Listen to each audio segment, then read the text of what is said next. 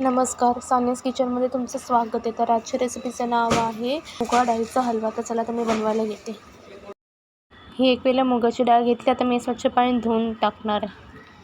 मी मुगाची डाळ स्वच्छ पाणी धुतली आहे. आता मी चाळणीमध्ये चांगलं त्याचं सगळं पाणी काढते. सगळं पाणी निघालं पाहिजे. बघा पाणी कसं बाहेर आलं आहे. असं पाणी सगळं निथळून घ्यायचं आहे.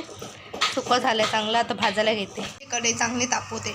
कढई चांगली तापली. आता मी मूग डाळ घालते. गॅसची फ्लेम स्लो असली पाहिजे, स्लो करूनच घाला. हे बघा तरी पण थोडं ओलसर आहे.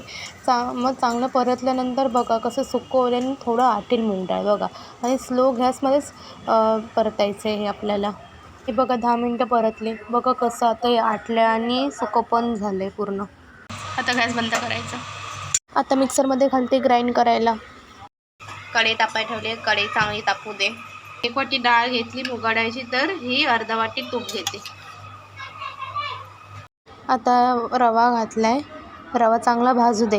हे बघा मी या छोट्या वाटीने मी रवा घातलाय.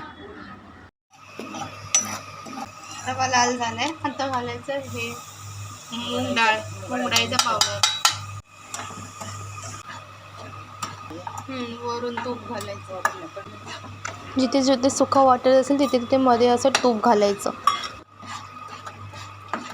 हे बघा मी इथे एका साईडला पाणी उकळायला ठेवलं. आता मी यात 1 कप घालणार आहे गुळाची पावडर. 1 कप गूळ तर 4 कप पाणी घातले.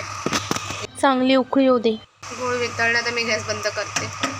मी ते गुळाचं पाणी घालते आणि थोडं करून घालते. एकदम नाही घालत आहे, कारण की एकदम घातलं नाही ते व्यवस्थित हे होणार नाही. आणि गॅस लो करून घालायचं. हे बघा दूध घालते. 1 चमचा वेलची पावडर. मीठ घालायचं वरून. इथे मी ड्रायफ्रूट्स भाजण्यासाठी मी ते थोडंसं तूप घातलं. बदाम काजूचे बारीक पीस. ड्रायफ्रूट्स चांगले रोस्ट झाले आहेत. आता ड्रायफ्रूट्स यात घालायचे.